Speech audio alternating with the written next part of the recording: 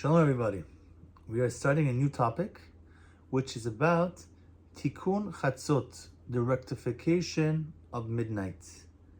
It is a time when God is in sorrow over the destruction of the Bet HaMikdash. As it says in Masechet Berachot in the Gemara, that the night is divided into three sections. And in between these time periods, these three sections, God, so to say, sits and roars like a lion, and he says, "Woe unto my children, for due to their sins I destroyed my sanctuary, and I exiled my children to foreign countries." And it's really sad, because when we had the temple, life was totally different. We had an amazing life. We don't know what we're missing. And we think we're comfortable in this lifestyle that we have in the modern world. We had it much better back then. And whoever studies into it could see how it was in the times of the Bet HaMikdash. Now, we should also, at this time when we're reciting the Tikkun Chatzot, we should be lamenting over the fact that a lot of the righteous people have been killed throughout the years, murdered. The exile of the Torah is not as, not as many Torah learned people as there was back in the day. So just like one would join the sorrow of his fellow man, his fellow master, when he is in pain, all the more so we should join God, the master of the world, when he is, so to say, in pain over the fact that we don't have the Bet HaMikdash anymore. We don't have full control of the land of Israel, and that the Mashiach didn't come yet. When we put aside our personal problems and we think of the bigger picture, I believe that makes us less indifferent. And also in the book of Nezikaron, it says that there are rewards for doing Tikkun Chatzot. And I'd like to discuss this a little bit. It says in the passage of Proverbs about Eshet Chayil, the woman of valor, it says, she rises when it is still night. She gives food to her household and an allotted share to her maidens. ותקום בעוד לילה ותיתן טרף לביתה וחוק לנערותיה. The master of the house, she gets up and feeds her household. Instead of going to bed, she's first concerned about feeding her household. Just like the master is up at night, so too those who get up at night to do Tikkun Chatzot will get their allotment, their reward. The word that's used for giving food to her maidens, the word for food, is teref here. In the book of Job, Eov, the teref means something else. It means prey, P-R-E-Y. A lion perishes without prey, and the young of the lion will scatter. However, here it means food. We also see another word here. It says that she will give an allotted share to her maidens.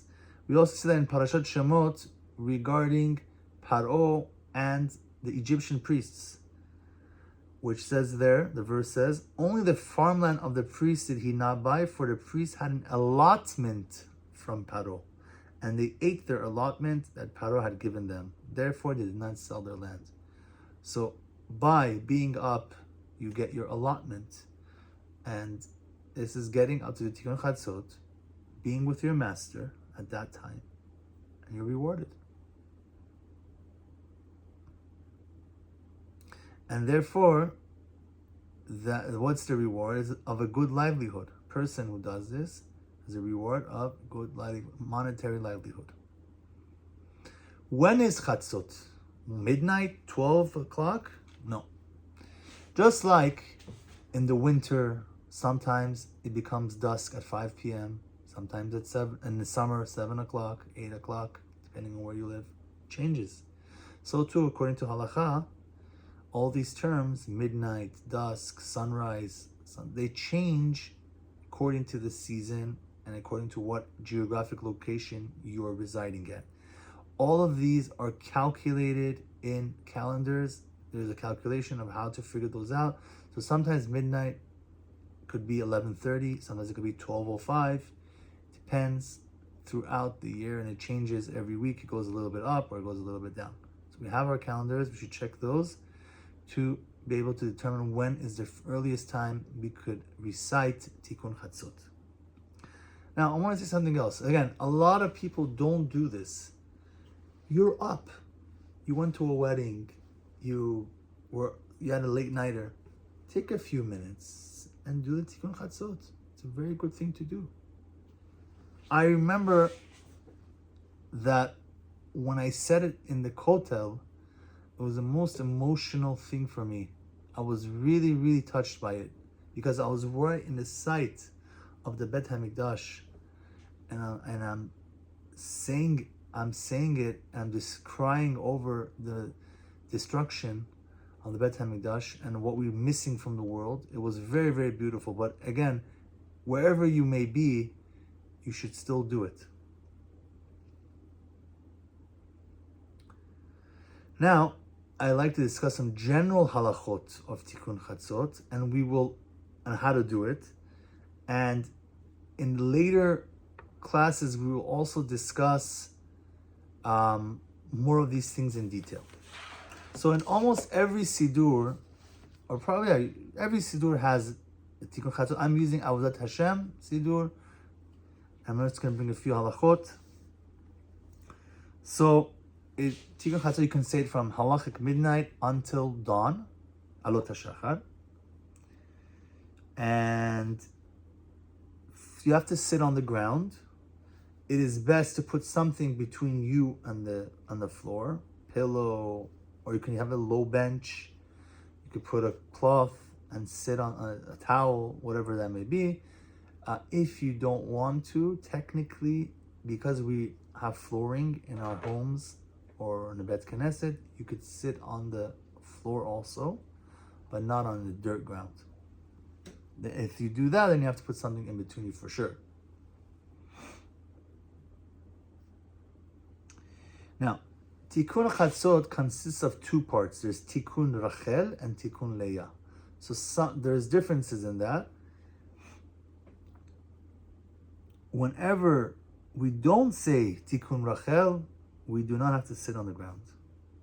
Before we say Tikkun chatzot, we do vidui, confession, which is also included right before it's written there what to say.